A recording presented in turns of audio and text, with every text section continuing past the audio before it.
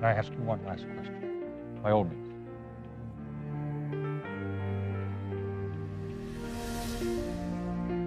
General Washington? At your service, sir. I think I've just been shot. I see no wound, sir. No, it was there. But it's gone. I don't know if I'm yet alive or not. My friend, I'm sorry.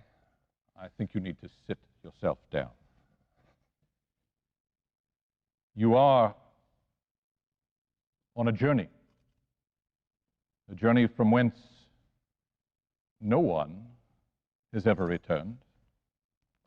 No after-action reports have ever been filed.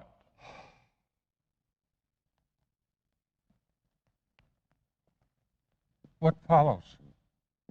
You've gone this way.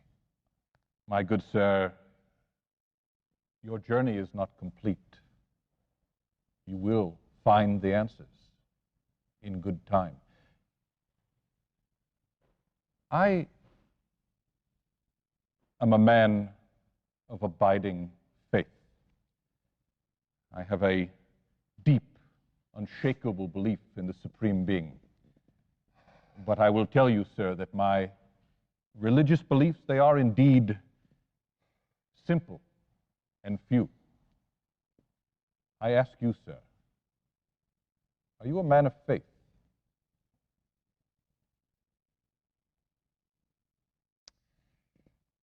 General, may I call you that? By all means, I prefer that, sir. I was born into a God-fearing family. Both of my parents, religious and full of faith. We read the scripture regularly. I can tell you of a truth.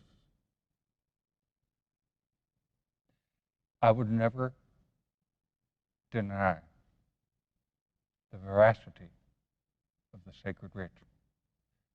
Perhaps that's not entirely so, because as a young man, I struggled. You're familiar with the writings of Thomas Paine? Oh, certainly, sir.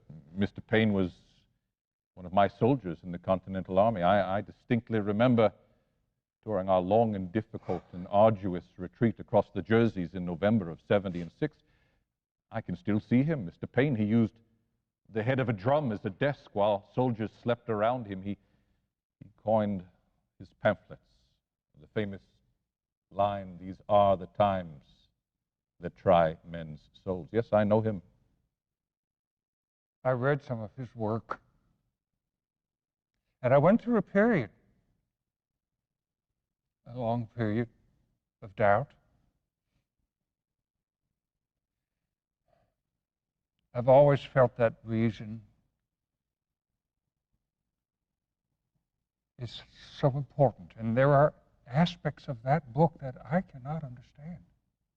In fact, it was only a few months ago how different that word falls from my lips now. Perhaps it was only moments ago, but I was conversing with a longtime friend with whom I had intimate conversation in those years of struggle, who knew of my difficulties. I told him that I had come to rest in the belief that the book was true, and those aspects that I could not understand must simply be accepted and believed, though not understood. I think the answer to your question is yes. Well, my good man, you will need to draw on your faith now. You will need to drink from that well. Where do you hail from, sir? I'm so sorry. I didn't introduce myself. I suppose that you would, well, Lincoln is my name. I was born in 1809, and I know very little of my family beyond my grandfather and great-grandfather, who apparently came from Pennsylvania to Virginia. Where were you born, sir? Kentucky, Hardin County, Kentucky. Oh, the Kentucky Territory. Yes, although I removed from there to Indiana. It was a brand new state, north of the Ohio, the old Northwest Territory, as a boy. There I grew up. And you reside there now, sir? I live in Washington, D.C. The federal city? I did. Yes. Why would you be living in the federal city, sir? You are a civil servant? Well, actually, sir, I was the President of the United States. A chief magistrate of this nation? Yes. What number chief magistrate, sir? The 16th President of these United States. Then this experiment continues, sir. I am greatly heartened to learn of this. That is well. Tell me, sir, the Union, the Constitution, the three branches of government, the mutual support of the people, Tell me about this nation. Everything is functioning?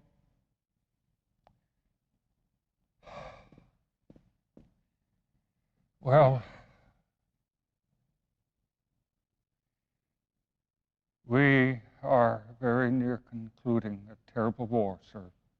A war, sir? Who dare attack us? We were not attacked. We fight among ourselves. You are saying a civil war, sir? Yes. Over what issue? What issues? Human bondage.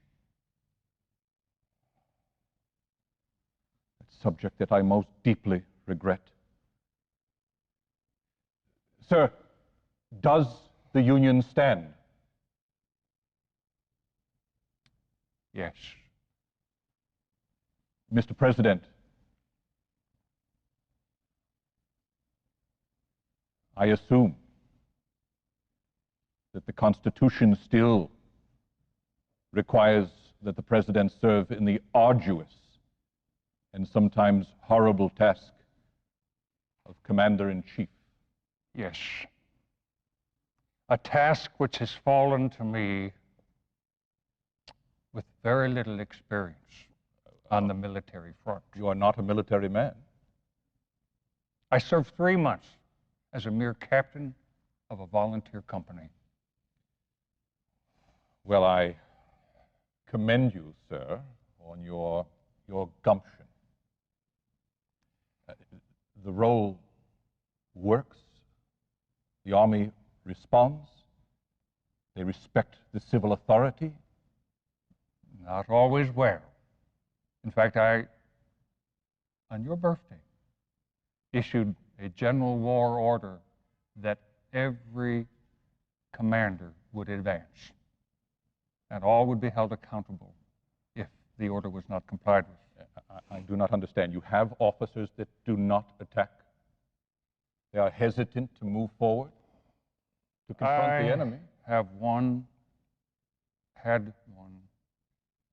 We had a terrible case of the slows. And we had any number of confrontations. He was ultimately relieved of his duties. Why did you not replace him at the moment, sir? It's all I had. It was all I had. And this man could organize the Army better than anyone, which is exactly what we needed on the heels of innumerable defeats. The Congress, it provides the funding for the war necessary? Oh, I ask that question. I know the answer already. Well, you see, the previous administration had allowed our Treasury to run rather lean, and we had some difficulties. But we made provision. What kind of provision, sir? I am interested only because of the peculiar problems that I had during our War of Independence, and then, of course, subsequently with the Congress in general. Well, sir, it was a constitutional question because the Constitution permits the national government to coin money. Of course. But there was no coinage left. But we had a good deal of mining enterprise and industry which could provide the basis for promissory notes. The question being, does authority from the Constitution to coin money imply authority to print? Tell me, what do you think? I will say that you need to do, by and large, what you need to do to accomplish the task at hand, but you are also telling me, sir, that you were banking the future of this nation on speculation as to what would come out of these mines? To some extent. I do not like speculators, sir. No.